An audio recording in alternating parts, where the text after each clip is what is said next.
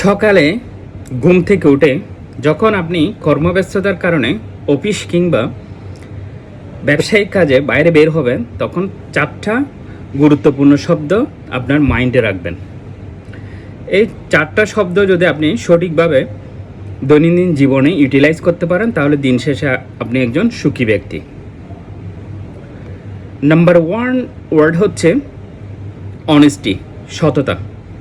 যেই কাজেই করুন না কেন আপনাকে সৎ থাকতে হবে। নাম্বার 2 হচ্ছে ট্রুথফুলনেস, সত্যবাদিতা। সবার সাথে সত্য কথা বলবেন, মিথ্যা পরিহার করবেন।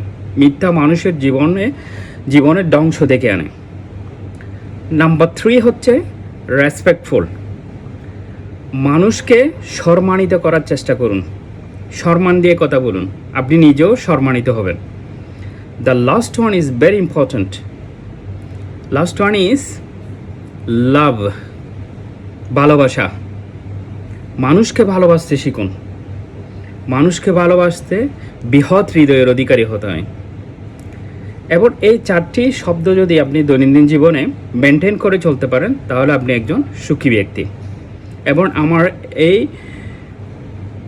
পেজটাকে ভালো লাগলে আপনি এই পেজ ফলো দিয়ে রাখবেন পরবর্তী কোনো ভিডিও পাওয়ার জন্য।